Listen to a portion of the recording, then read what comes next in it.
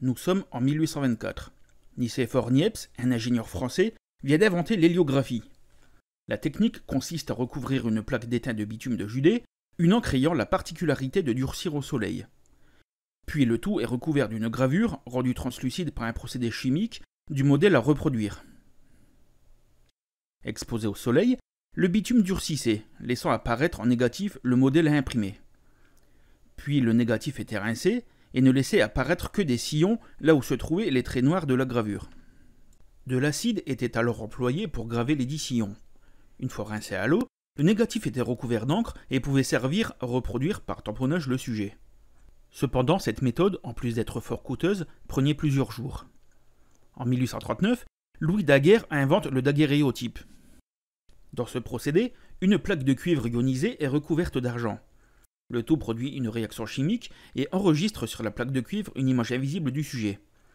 Il faut alors exposer la plaque à des vapeurs de mercure pour faire apparaître le sujet. Avec le daguerréotype, le temps de pose ne dure qu'une demi-heure. Une véritable industrie de la photographie naquit et des ateliers de daguerréotype se créent alors. Il existe même des daguerréotypistes ambulants afin de permettre au plus grand nombre de se faire tirer le portrait.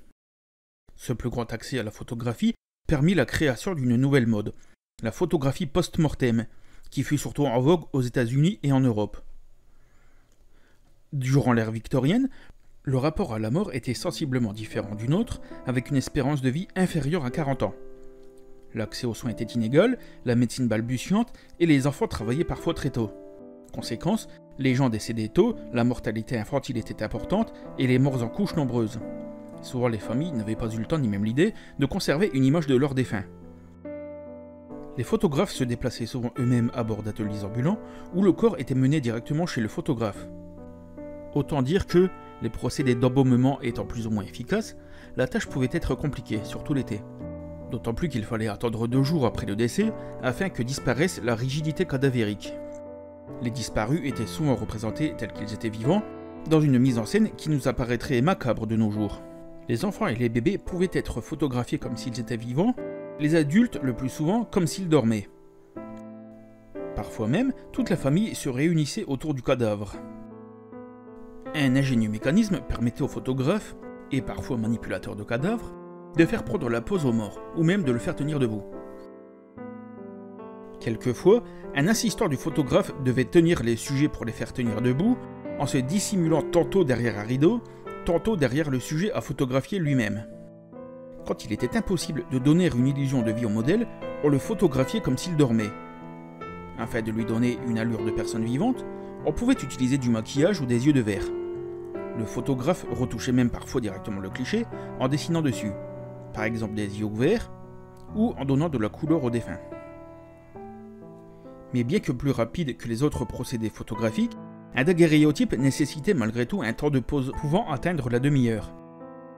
Les vivants présents sur le cliché devaient tant bien que mal s'efforcer de ne pas bouger. C'est ainsi qu'ils pouvaient apparaître plus flous que la personne décédée. Au plus tard de cette pratique, c'est le cercueil lui-même qui était photographié. Si la photographie post-mortem est encore pratiquée dans certaines cultures d'Asie et d'Europe de l'Est, elle reste plus marginale dans le reste du monde, où elle est surtout pratiquée en médecine légale et à des fins professionnelles pour les thanatopracteurs. Enfin, la généralisation des téléphones intelligents a peu à peu remis cette pratique à la mode. Et cette fois, si certaines personnes désirent juste conserver une ultime image de leur cher défunt, d'autres n'hésitent pas à prendre des selfies à côté des morts. Enfin, il pouvait aussi arriver qu'une famille prenne une ultime photo de leur animal de compagnie.